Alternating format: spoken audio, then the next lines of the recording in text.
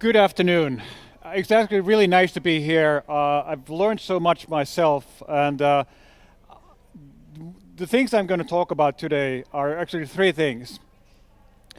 What are the characteristics of successful startups, and what you as banks, how can you work with the startups and support the good things in startups and learn from them, but also what parts of the organization should you involve when working with them? So, these are the kinds of things that you've seen all over these 2 days. People are thinking about things like PSD2 and KYC and predictive modeling and all kinds of things. And there are lots of opportunities for you, but also lots of challenges. And then some of you are thinking that, well, hey, maybe we could take the startups and work with them. Maybe they can give us something that we don't have. But some of you are also thinking that, well, most of the startups actually fail. So how can we really take them into our companies and really use them? Because they fail. So how can we use them as something that really builds our future? I say, yes, you can. But you need to understand what makes good startups really succeed. You really need to understand how can you support them in a way that they can succeed, but also how can you learn from the failures? Because lots of times the failures are as important as the successes. And also, how can you go beyond the individual benefits of individual things or services and really get something that the whole organization and the whole company can benefit from? Well, let's look at startups. Why do they fail? This is an extensive study done on thousands of startups, and the thing is that startups fail because they scale too early. They write too many lines of code, they hire too many people, they take too much money from investors, they support too many device models, all kinds of things. That they do stuff too early before they really know what to scale. And actually, when I was thinking about this, I have a long background also in big companies, and I realized that this is probably the reason why a lot of the banks and big companies actually fail. You do stuff too early because it's too easy for you to scale stuff before you know what to scale. Well, the best startups, what do they do? What is that makes them really succeed? It is iteration. They iterate, they talk to customers, but they listen to customers. They go and code and they do the stuff, and then they show the solution, validate it, and learn some more and iterate and iterate. And that is the way they find out solutions that are worth scaling. They don't scale them before they're worth scaling. There's actually a misconception that a lot of times you hear that entrepreneurs, they succeed because they believe in themselves. Actually, the reason why startups succeed is that they find a customer who's willing to pay for the product, not because the entrepreneur believes in him or herself. Well, when you do the iteration, you learn a lot, but also there's a possibility of failing, but that's a good thing. It's not like it used to be that failing is bad, but from the failures, you do pivots, for example. We, in startups, call them pivots when you change the direction. You can learn so much about what should be done and what shouldn't be done, and then you can do the next version better. Reid Hoffman, LinkedIn co-founder, said that you should be embarrassed by your products. If you are not embarrassed, you've launched too late. And that is sort of the attitude that a lot of startups have. They launch early. They want to learn from the market. They want to learn from the customers. Because if you iterate too much, you don't learn the things you can learn in the market.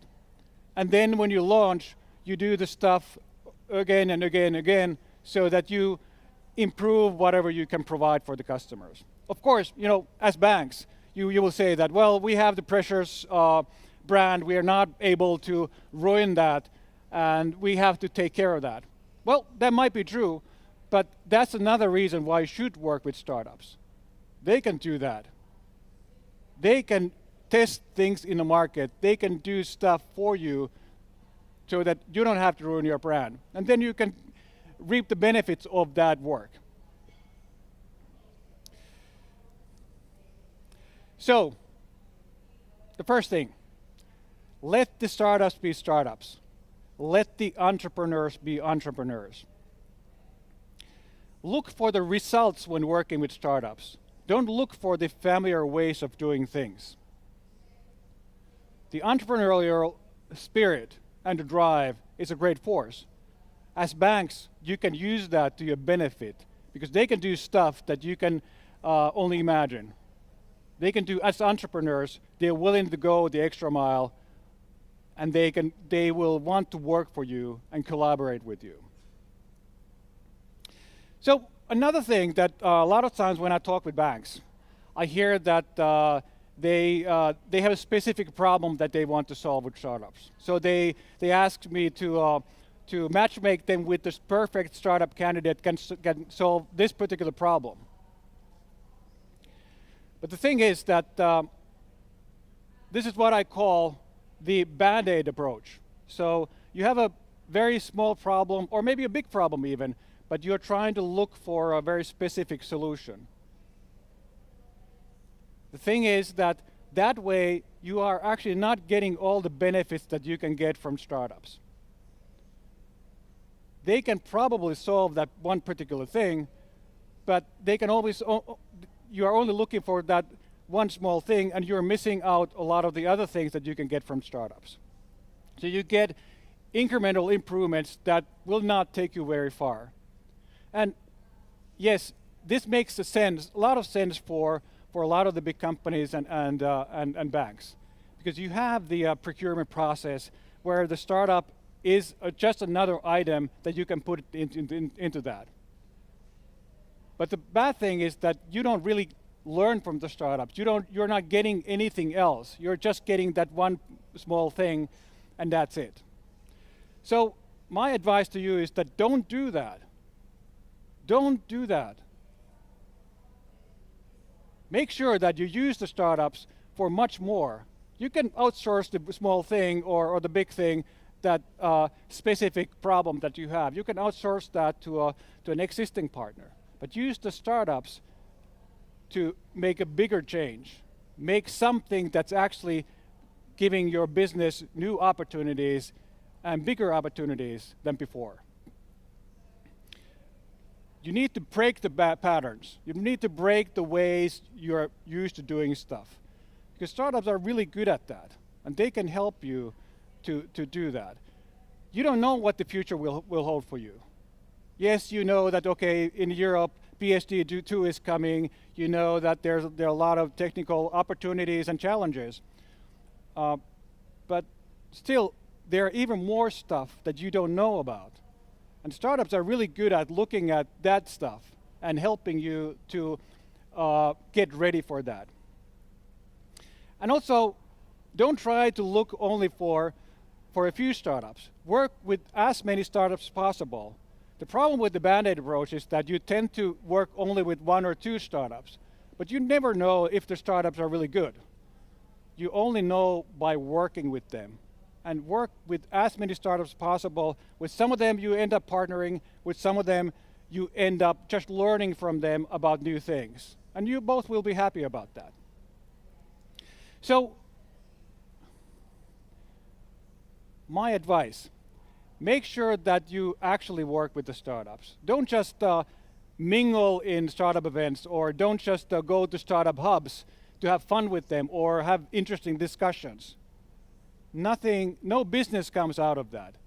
Make sure that the business is your first priority. Talk about, but also work with the business problems. Do hands-on work with them. Have the startups in your everyday work life.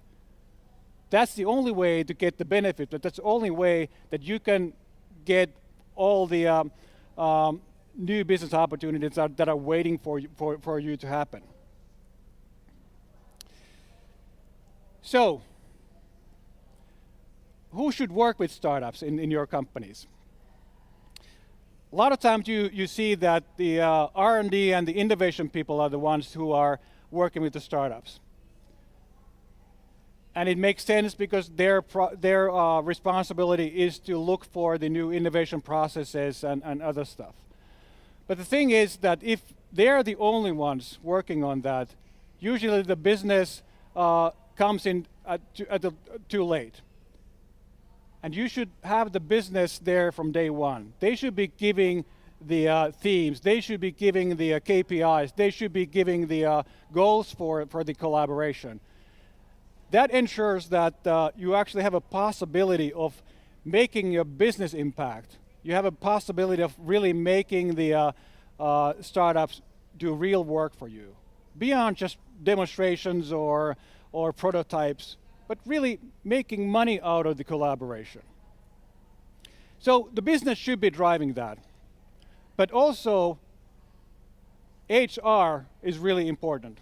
So the big impact that the startups can have is in your business, but also in the way your people do their work.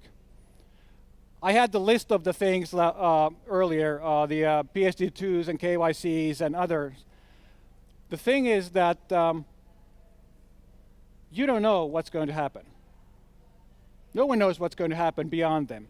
And you need to prepare your people, your employees, to face the problems, to face the challenges, to face the opportunities of the future.